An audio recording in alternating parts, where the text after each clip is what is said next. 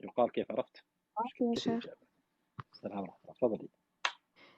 شيخ، أنا حلمت إنه زوجي بيكون يشتغل برا البيت مع حد، فأنا بدي أناديه، بكون بدي أناديه، فما بيرد علي كأنه مش عارف أو بكون مشغول، فأنا بدي أطلع على بيتي، بس الدرج بيكون عالي مش قادر أطلع على بيتي، فبيكون في سلم، بس السلم زي الخربان أو زي القديم، فباجي بحكي لزوجي إنه ساعدني عشان أطلع، بحكيلي ما هو هاي السلم قدامك، بس ما بيساعدني، وبس أطلع بفوت على غرفة النوم، بتكون أمه قاعدة وعم بتنظف شغلة، يعني مش عارف هي زي جرين، خروف، مش عارف شو، إشي غريب، عم تفلكهم بالنص، وعم بتطلع زي البربيش، فأنا بقعد أنظف معها، إيش معنى بربيش؟ معلش اشرحي لي.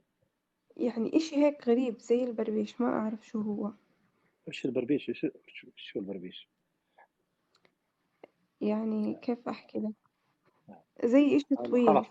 خلاص، هي واضح واضح، لي الماء. نعم. تمام. نعم، انتهى فهي المنام. كانت قاعدة بتنظف فيه وأنا قاعد ساعدتها، بس أنا يعني بستغرب إنه ليه بتنظف بغرفة، يعني بغرفة نوم نعم. بس. هي تنظف غرفة نومك، كيف علاقتك فيها المرأة؟ هو حاليا في مشاكل، يعني أنا ما زعلانة بين من بيت. زعلانة من زوجك؟ اه. يعني وش الطلبات اللي انت كنت تطلبينها من الزوج يماطلك فيها ويرفض؟ آه، يعني بشكل عام كنت بإنه بحكي له إنه اهتم فيه وزي هيك، يعني هو كان يبدي أهله بطريقة يعني على حسابي،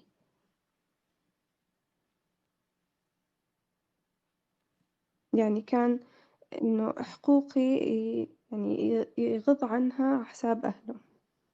الله المستعان. امه كانت تتدخل في فوصلت الصغير؟ يعني امه إيه، تتدخل في الصغير، امه تتدخل في حياته؟ ما عشان هيك إحنا يعني أنا عشان هيك زعلانة عند دار أهلي، انت في المنام لأنه وين أنا رايتي لحظه لحظه، رايتي امه وين؟ غرفة نومك؟ بغرفة نومي، يا حتى جماعة، يعني يا جماعة لتكملة. اسمعين، خلاص اسمعي. خلينا نتكلم عن هذا الموضوع. الأمهات اللي يسمعوني الآن، اللي عندهم عيال، متزوجين، خلوا عيالكم في حالهم، تكفون الله يرحم أبوكم. لا تتدخلين في حياته، ولا تصيرين طبينة لهذه مرت ولدك. اي والله خاف الله عز وجل. خلوا هالولد يعيش بحياته، لا تتدخلون في حياته. الحريم اللي يسمعني الآن، اللي عيالك متزوجة، ولدك متزوج، نعم، الله يرضى عليك، الله يبيض وجهك انك تخلينا في حاله. ولا تتدخلين ولا تسالين عن كيف حياتكم، مبسوطين؟ ما انت مبسوطين؟ لا، ما جاك سولف لك، ما جاك، لا اتركي، لا ما لك شغل فيه. شغله، انت اللي تسمعيني، انت عقلي واتركي ولد في حاله، مو بنتي. لا، انا ودي النساء اللي يسمعوني الان، الامهات اللي ولدها متزوج، ما هو بشغلك ولدك كيف عايش. انت تودي مرتك ولا ما توديها، تجيبها ولا ما تجيبها، بيشتري لها ولا ما تشتري، وش دخلش بحياته، خليه يعيش. خلاص، السيطرة موجودة، ولغة الأمر موجودة، ولغة القمع موجودة، والبيوت ما تتصرف إلا بأمرك يا طويلة العمر. خافي الله في نفسك وخلي الناس في حالها. أنا يا جماعة ما أخفيكم، والله ما أخفيكم، والله في السناب يرسلوني أمهات شادات على البنات، تتدخل في بيتها، تقول يا شيخ أقسم بالله ترى أمي تتابعك، تكفى صحة. أمي ما ودي تدخل في بيتي، ما أقدر أقول لها لا، وطول حياتنا من احنا صغار نخاف منها ونهابها. خلي بنتك عايشه بحياتها، لا تتدخلين، مطولها ما جت تصيح لا تدخلين، حتى لو جت تصيح قول اصلحي ما بينك وبين زوجك. اما ولد تتدخلين في حياته، نسال الله العفو والعافيه. وش لك وش له، خليه يعيش حياته. يلا خلونا نرتاح يا جماعه، يا الامهات اللي تسمعون. السيطره ذي والهيمنه ولا فاضيات، نعم، في مطبخ، في صلي، اقرأ القران، احفظ القران. في امهات بشركم الحمد لله وقليل، اسال الله عز وجل يكثر. يغسل المواعين طيب، والحوش ما في مشكله، والسطح ترى باله نظافه، ترى الحركه طيبه لكبار السن. الله يحفظك. واحفظ انشغل في كتاب الله، انشغلوا في كتاب الله. المرأة الكبيرة نعم تنشغل في كتاب الله، تحفظ. في نساء حفظا والحمد لله على كبر اختمن. انشغلي كل يومك بالحفظ. والله اني رحت قبل شهرين، بس عاد من باب بس البشاره، يعني ناهزت ال60 في الرياض. انا رحت لهم، تحدد لي موعد ورحت لهم في البيت، والله ما اعرفهم، اني جلست مع امراه كبيره تحفظ تبي تختم، الله يجزاها الجنه. تقول ما اقدر انام يا شيخ، من الصبح لين 11 مدري 12 في الليل وكلها قراءه قران. عيالها يقولون يعني هدي شويه بس راحتك نفسيتك وامورك. خلاص الحريم الكبار نايمات الان. طيب اسال الله عز وجل ان يحفظك. يا شيخ، يعني أنا ذكرت شغلة كمان بالحلم، إنه كمان أخته بنفس الحلم يعني. حاولي كمان تتواصلي معه، حاولي تتواصلي معه واصلحي ما بينك وبين زوجك، كوني امرأة ما هو ذكية تواصلي هو معه. كثير يعني هو كثير برد على أهله بإنه يعني حاولي أنا قد أسأل عند أهلي أو وما انقلي، أسأل انقلي يعني. من المنطقة إلى منطقة أخرى غير منطقتك. ما الله يرضى. يعينك، الله يعينك، ما أدري شو أقول والله، هذا حد. أسأل الله عز وجل أن يحفظك. يعطيك مع العافية. السلامة يا هلا.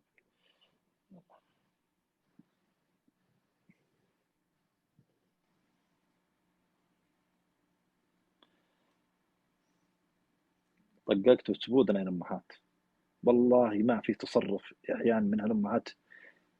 تعبنا، تعبنا صحيح. ويا كثر البنات والرجال يرسلون فكونا. الأبو الولد يقول أخاف إني أعق فمي، يعني شو اللي أقولها ما تدخل في حياتي، اتركيني. عليكم يا شيخ. السلام ورحمة الله. والله انهم ملتزمين، والله انا احلف دينا، والله ملتزمين، امهاتهم متسلطه عليهم. فكونا يا جماعه، ريحونا.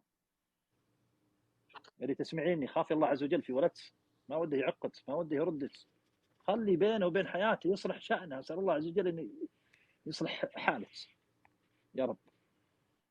نعم تفضل يا اختي، تفضل يا اختي.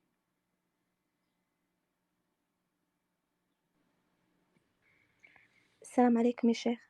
عليكم السلام. بس في نقطه، خلينا نزيد على امهات شوي، بس اكتم الصوت عشان